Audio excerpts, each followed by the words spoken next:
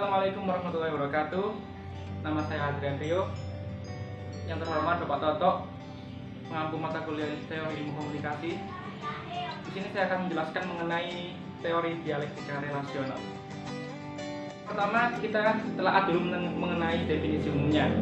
Dialektika berasal dari kata dialog, yang artinya adalah cara untuk menyelidiki suatu masalah. Kemudian relasional, yang artinya berhubungan, kenalan, ataupun pelanggan. Masuk ke tahap berikutnya, yakni mengenai sejarah dan filosofi teori ini. Teori ini dapat kita ibaratkan sebagai yin dan yang. Keseimbangan nilai-nilai emosional dalam sebuah hubungan selalu bergerak dan banyak didorong oleh muatan ekstern dari sumber yang berlawanan. Kembali lagi, tokoh-tokoh yang mempengaruhi teori ini, yang pertama dari barat kita ambil filsuf Yunani yang bernama Heraklitus, yang menyatakan bahwa dunia berada di fluxan konstan seperti api dengan kekuatan kreatif dan destruktif di kedua sisi setiap prosesnya. Berikutnya yakni Michael Bakhtin, pencetus teori ataupun sebagai pemrakasa teori ini. Beliau merupakan seorang marxisme, kemudian penganut teori sastra dan retorika serta kritik. Bakhtin mengandung bahwasanya dialektika manusia sebagai dua kekuatan analog dengan kekuatan fisik dan sentrifugal, dan dapat kita ibaratkan lagi seperti yin dan yang tadi. Seorang yang mencetuskan teori ini atau sekaligus pengembang dari teori dialektika relasional bernama Leslie Baxter dan Barbara M. Montgomery. Teori ini digagas oleh kedua tokoh tersebut yang dipengaruhi oleh pandangan filsuf bernama Michael Bakhtin. Asumsi dari teori ini adalah bahwasanya hubungan di kehidupan ditandai dengan ketegangan yang saling berkelanjutan di antara dorongan-dorongan atau impuls yang saling bertentangan atau kontradiksi. Kemudian kita dihadapkan oleh contoh kasus. Ada seorang cowok yang ingin menemui ceweknya. Si cowok ini mengajak ceweknya masih ingin merencanakan bahwa nanti kalau kita ketemu kita makan bakso. Nah, kemudian kita lihat dari sisi pandang ceweknya juga. Cewek berkata begini, nanti ketika aku bertemu, aku ingin makan burger lah. Nah, kemudian kedua orang ini bertemu dan saling menyampaikan asumsinya, saling menyampaikan pendapat mereka. Dan di situ kan ada pertentangan. Akhirnya bagaimana sih si cowok itu merayu ceweknya agar bisa masuk ke dalam pendapatnya bahwa makan bakso. Nah, akhirnya setelah melalui beberapa tahap, akhirnya si cewek pun ikut makan bakso. Nah, kedua orang ini memiliki keinginan yang berbeda atau yang bisa disebut dengan otonom. Dan ketika bertemu terjadi kontradiksi atau perbedaan persepsi. Ini disebut juga dengan koneksi. Setelah melalui kontradiksi yang panjang, terjadilah sebuah keputusan yang dimana kedua belah pihak mendapat titik tengah dan menghasilkan kesepakatan. Nah, kemudian kita masuk ke tahap berikutnya, yakni prinsip dasar dari teori dialektika relasional ini. Prinsip dasar ini dibagi menjadi dua, yakni otonom dan koneksi. Otonom sendiri merupakan keinginan dan tujuan dari setiap individu. Kemudian koneksi. Koneksi merupakan hasil dari representasi atau keinginan. Kemudian timbul dari keinginan tersebut kontradiksi berupa kesepakatan antara pihak. Nah, kita tahu kontradiksi itu apa sih? Kontradiksi merupakan bertemunya kedua keinginan dan tujuan yang berbeda. Kontradiksi ini akan menghasilkan ketegangan di antara pihak yang jika terjadi bisa dinetralisir demi kepentingan bersama. Lanjut ke 4 asumsi dasar dari teori dialektika relasional. Yang pertama, hubungan tidak bersifat linear. Kedua, hubungan mengalami perubahan proses dan waktu. Kemudian kontradiksi, yang terakhir adalah komunikasi. Yang pertama, hubungan tidak bersifat linear. Artinya, dalam setiap pertemuan terjadi berbagai keinginan yang bersifat kontradiktif antar pihak. Yang kedua, hubungan mengalami perubahan proses dan waktu. Dalam setiap hubungan, proses dan waktu merujuk pada pergerakan kualitatif dan kuantitatif pada kontradiksi yang terjadi pada kehidupan sehari-hari. Prinsip ketiga adalah kontradiksi pastinya. Kontradiksi atau ketegangan antar lawan tidak pernah dibilang dan tidak pernah berhenti. Orang mengelola ketegangan serta oposisi dengan cara yang berbeda. Namun mereka hadir terus-menerus dalam kehidupan relasional. Kontradiksi bersifat fundament, yang dimana kontradiksi dan asumsi tidak pernah berhenti menciptakan ketegangan dalam kehidupan sehari-hari. Kemudian masuk ke tahap berikutnya, yakni elemen penting dari asumsi dasarnya, yakni komunikasi. Ini merupakan elemen utama yang digunakan untuk mengasosiasikan serta menegosiasikan dan yang terpenting menyampaikan kontradiksi dalam kehidupan sehari-hari.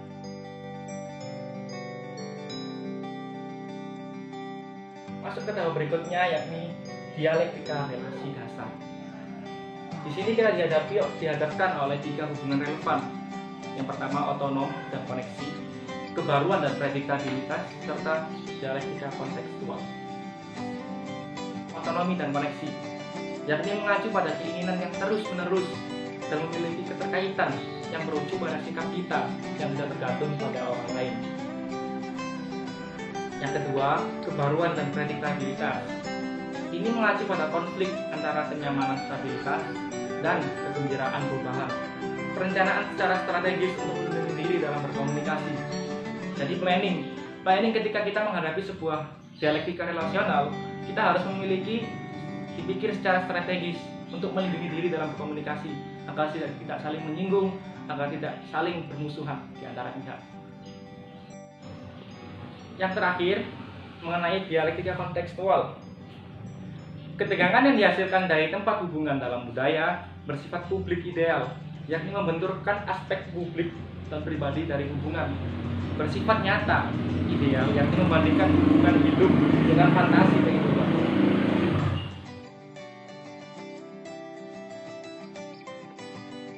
Kita masuk ke elemen inti dialektika relasional. Di sini kita akan menjelaskan elemen-elemen meliputi totalitas, kontradiktif, kemudian pergerakan, dan praksis. Di sini kita melihat totalitas, menunjukkan bahwa orang dalam suatu hubungan ini saling bergantung. Ini berarti bahwa ketika sesuatu terjadi pada salah satu anggota dalam sebuah hubungan, anggota lain akan terpengaruh juga. Kemudian kita menuju tahap kontradiksi. Kontradiksi di sini adalah elemen oposisi atau dua elemen yang saling bertentangan antara individu. Salah satu faktor utama dalam pendekatan dialektika relasional. Kemudian ada pergerakan. Pergerakan ini merujuk pada sikap-sikap proses dari perubahan yang terjadi seiring berjalannya waktu. Kita masuk dalam tahap praksis. Di sini manusia bertindak sebagai pembuat keputusan. Walaupun kita sepenuhnya tidak memiliki pilihan yang bebas ketika dihadapkan oleh lawan yang kita ajak bicara, walaupun dibatasi oleh beberapa hal, manusia tetap menjadi pemegang keputusan yang sepenuhnya sadar dan aktif. Setelah berbagai materi yang disampaikan mengenai teori dialektika relasional, kita menuju tahap ketiga. Bagaimana jika terjadi penyimpangan dalam teori dialektika relasional? Bagaimana jika itu terjadi?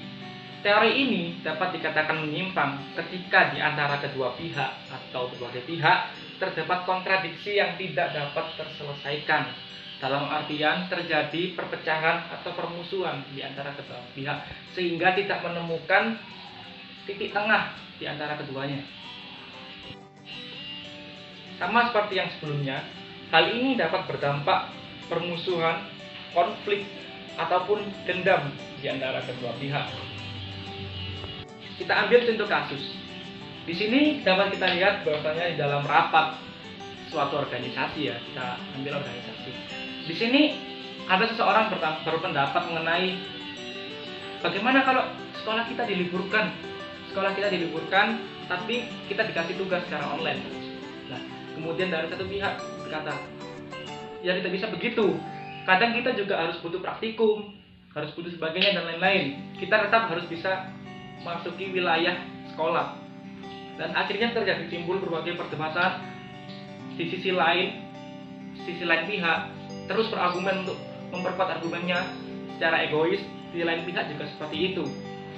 Nah, dapat kita ambil di sini bahwasanya yang pertama, dominasi mayoritas itu mempengaruhi dalam suatu teori dialektika relasional.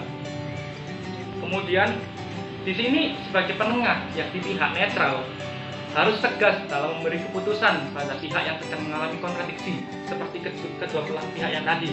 Pihak netral harus memberi keputusan, kemudian di mana keputusan itu merangkul antara pendapat kedua belah pihak itu tadi, harus merangkul dan harus bisa memberikan konklusi yang nyata. Kemudian di lain sisi, terjadinya penyimpangan teori ini adalah saling merasa paling benar di antara kedua belah pihak. Nah, apa yang dapat kita ambil dari teori ini? Yakni melalui teori ini kita dapat mempelajari bagaimana menghadapi berbagai konflik yang sering terjadi di lingkungan sekitar kita, dapat masuk ke dalam manajemen konflik. Kemudian teori dialektika mengajarkan bahwa kontradiksi akan menghasilkan hubungan koneksi antar pihak yang berakhir dengan sebuah keputusan. Kelebihan dan kekurangan teori ini adalah, yang pertama, kelebihan teori ini adalah sifatnya yang heorisme. Teori ini memberikan pandangan yang luas terhadap hubungan dan telah menjadi bahan lintas dari bidang ilmu itu sendiri. Sedangkan kekurangannya terletak kepada kemungkinan pengujiannya dalam mengatasi berbagai hubungan dan sifatnya yang terlalu parsimoni. Terima kasih teman-teman dan bapak-bapak sebagai pengampuh mata kuliah teori ilmu komunikasi. Saya Adrian Rio, pamit undur diri. Wassalamualaikum warahmatullahi wabarakatuh.